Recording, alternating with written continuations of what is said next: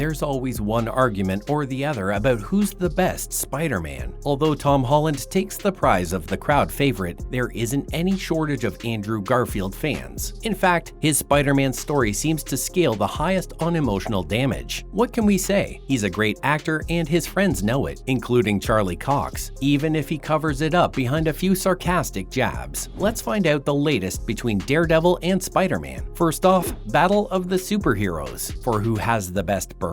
Andrew Garfield's and Matt Murdock's friendship is a breath of fresh air amidst the action and suspense of the Spider-Man movies. Now that Andrew Garfield's version of Peter Parker finally got its very long-awaited ending, Charlie Cox finally jokingly concludes that Garfield scored the title of the third greatest Spider-Man of all time, as he called him up to the stage at the 25th GQ Men of the Year event. He followed it up with a heartwarming toast that no one else could dispute, calling him one of, if not the greatest actor of our generation. But did you know that Cox and Garfield have been friends for 14 years? The pair were roommates during the days when they were trying to break into Hollywood. This is surprising because they hardly worked together until recently for Spider-Man No Way Home. With how close the two are, Cox doesn't hold back with the severity of his witty roasts. He often goes on about whether there's anything that Garfield can't do, and he finally got his moment to draw the line for his friend's talents. Or so he thought. This was during a drama school audition of Tick Tick Boom that required a singer for the role, and he was confident Garfield was overstretching past capacity because he butchered his other audition with a horrible rendition of The Rhythm of Life from Sweet Charity. Lo and behold, Garfield landed the lead role easily. He'd worked pretty hard, and it paid off. "It's really annoying," said Cox with unhidden admiration. "Is there nothing he can't do?" Next up, the Daredevil's advocate. Charlie Cox's debut in the Marvel Cinematic Universe is very recent compared to Garfield's, and there's possibly more to come. Better known as Matt Murdock, even better known as Daredevil, his character paved the way for 3 seasons on Netflix while bringing more characters to light, like Jessica Jones, Iron Fist, and Luke Cage. That aside, fans have been clamoring for more Murdock and Spider-Man content, although it might not necessarily comprise Andrew Garfield on the cast. In fact, the rumors around that Holland has allegedly signed a new contract with Marvel that states at least 6 more Spider-Man films. It makes sense seeing how we were left with an open-ended cliffhanger in No Way Home, and the wait for the new movies gives us closures unbearable. If this is true, we're definitely getting Holland's Peter Parker and Cox's Daredevil sharing the cameras soon enough. Now for Garfield's dive into drama. Garfield was prepared to move hearts at the GQ event as he talked in detail about the motivation he drew from people in the room as he went into the theater. He expressed intimidation for standing before those he admired for 2 whole decades, having grown up watching many of the performers and hoping to never get used to their incredible presence. Garfield's truly the luckiest out of all of us, getting to talk to a room full of his longtime heroes. Most of us can only daydream about such a chance. His career's truly been an interesting one, taking a sudden shift from live-action movies like Spider-Man to in-person theater performances. He's had a pretty cramped schedule with 3 projects to tackle: Tick Tick Boom, The Eyes of Tammy Faye,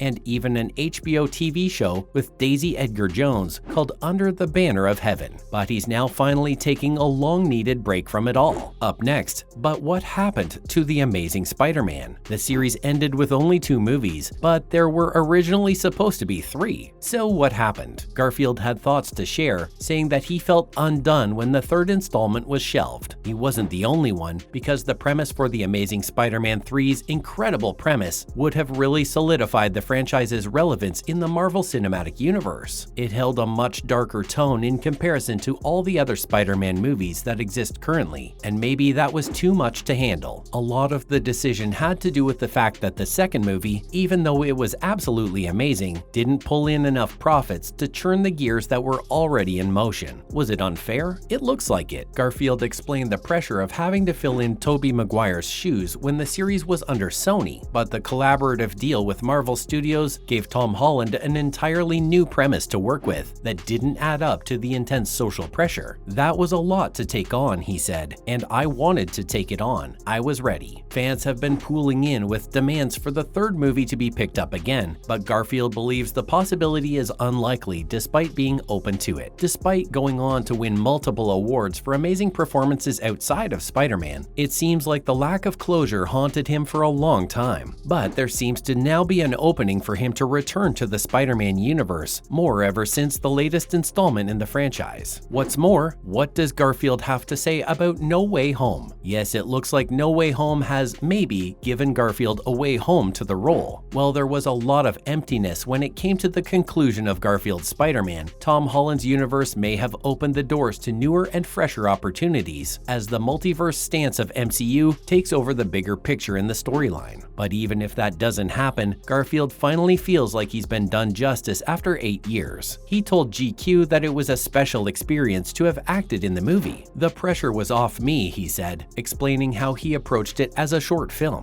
He and Maguire felt like they were there to offer support to the new generation of Spider-Man. It was obvious in the movie how the brotherhood took place instantly, especially after Holland's Peter Parker faces one of his biggest losses in the series. It was interesting to see 3 people with ownership over the same character still have such distinct personalities from each other. For Garfield, his relationship with his version of Peter Parker's much more different in ways that can only be experienced as a fan of the franchise. He was kind of like the middle child of the family, but we're glad his story finally found its place. If we're being honest, out of the 3 Spider-Mans we have, Garfield was definitely the one who was the most fun to watch. His smart, clumsy, yet still cocky attitude really had many of us swooning, but you know what they say, ones that shine the brightest burn out the fastest. Up next, what the Amazing Spider-Man 3 would mean for the franchise. According to most experts who have been following the trail and predicting the outcome of the Spider-Man universe, getting into completing the movie for the Amazing Spider-Man 3 would surprisingly be an enormous risk to take for Sony. This probably has something to do with the changing trends of what movie watchers want, as most of their interest now swings away from solo movies to continuing series. To be honest, it makes sense. It's easier to tackle the entirety of a story in at least 7 episodes of 1 hour each than it is to digest a fast-paced premise within one movie. The bigger the MCU becomes, the more attention to detail the stories require. This explains the reboot Spider-Man got with Tom Holland, and Marvel Studios took a lot of time and care to make sure his story continued gradually. Regardless of who the lead is, one thing for sure is that people adore Spider-Man in all its forms. Finally, the danger that comes with the fame. Being a superhero has its perks and downfalls. Garfield was very particular about the latter and sensed danger regarding the responsibilities that came with the fame. The upkeep of the image, the possible offers for other roles, and the overall hectic schedule of a celebrity life were intimidating to think of. His biggest concerns were whether he'd have time for the things he really wanted to do, mainly theater. With Spider-Man being such a big name in the superhero universe, with some of the best villains to date, the pressure of keeping up expectations while juggling his own passions came down pretty heavy on him. Garfield went as far as to say that he would do theater for the rest of his life, even if it meant it was for an audience of only 50 people in it. He knows that his life will be satisfying, adding that he'd rent an apartment in London to continue doing theater. That's definitely a very passionate actor right there. Now that that's covered, what do you think? We're definitely rooting for MCU, trying to bring Andrew Garfield back into the Spider-Man universe, and it's obvious that he's totally up for the opportunity. But with Garfield's imminent hiatus, how long are we betting before he's back behind in the limelight? Have we missed anything? Let us know what you think in the comments. Don't forget to like, subscribe, and share this with your Spider-Man fanbase so you're all up to date with the latest updates.